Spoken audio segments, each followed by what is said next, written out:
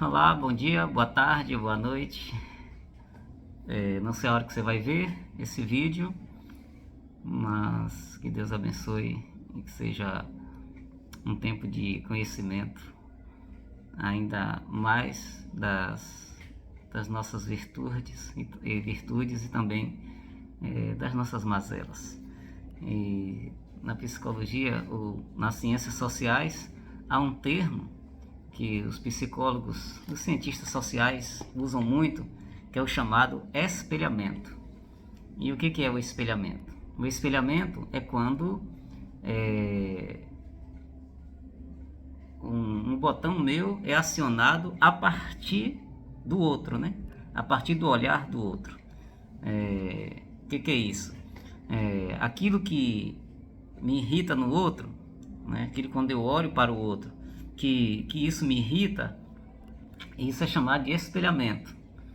E os cientistas dizem assim, né? Se o outro lhe irrita, é porque houve o acionamento desse botão, né, de algo que é seu, né? Então vamos dizer assim, se você é aquela pessoa para frente, aquela pessoa tirada, né? Se você se irrita, é porque lá dentro de você esse valor está presente dentro de você, por isso que ele irrita, né? Então ele aciona esse botão que na verdade é seu, você vê no outro aquilo lá, né? E algumas vezes ou muitas vezes as outras pessoas não enxergam, é só você que está enxergando. Por quê? Porque esse é um olhar seu, esse é um espelhamento, ou seja, você está reproduzindo algo que é seu, está lá no seu coração e você vê isso no outro, né? E o pessoal ainda diz assim, né? Só existe comunicação porque foi tocado em algo seu. Essa comunicação via espelhamento, ou seja, você vê no outro, mas na verdade o problema é seu. Ok? Então eu separei aqui dois exemplos para ilustrar essa minha fala. O primeiro exemplo está lá na palavra de Deus, lá no capítulo 7 de Lucas, quando Simão, o fariseu, como vocês sabem, o fariseu eram aquelas pessoas que a sua fé estava muito baseada na aparência. Elas não se orientavam muito pelo que estava dentro do coração. Para elas, valia muito a aparência, né? Então você tinha que ter cara de piedade, você tivesse em jejum e oração, você tinha que fazer, né? Estou no mistério, estou no manto, né? Então, o fariseu tinha essa perspectiva e ele não se interessava muito necessariamente pelo que estava dentro do coração. Então o fariseu convida Jesus, o Simão, lá no capítulo 7 de Lucas, aí Lucas registra que Jesus chegou na casa de Simão e Jesus foi à mesa, sentou e logo depois que ele estava lá, a mulher chegou com um vaso de alabastro, você conhece a história, e derramou em Jesus e tal. Aí Simão foi lá e falou, se esse aí fosse profeta, sabia quem era essa mulher, porque a mulher era pecadora, a mulher não tinha uma conduta muito, né? Embora estava ali se derramando, estava ali diante do Senhor. E Jesus então vira para Simão e fala, Simão, eu cheguei na sua casa, você não me deu beijo, o beijo da saudação. Eu cheguei na sua casa, você não lavou os meus pés.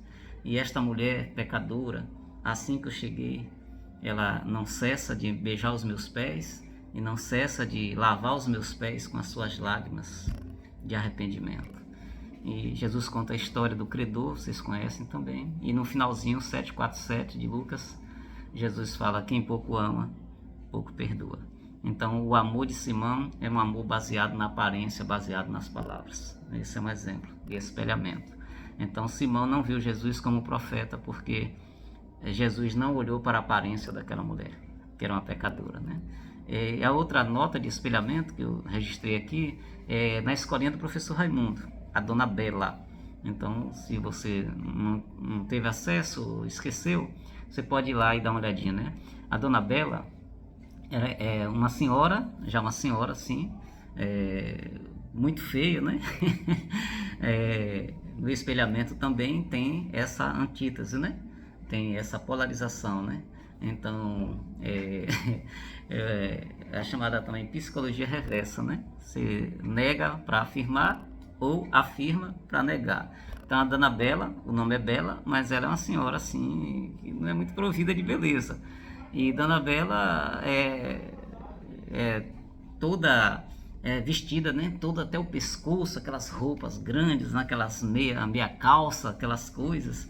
E quando o professor faz uma pergunta para ela de duplo sentido, né? Então, por exemplo, né?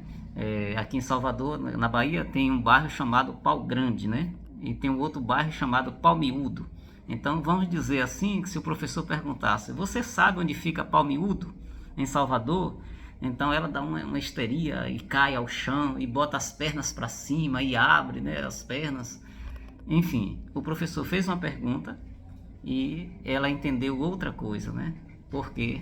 Porque acionou um valor dentro dela, né? Que não era o que o professor estava perguntando. Então esse é mais um exemplo de espelhamento. É um exemplo da psicologia reversa.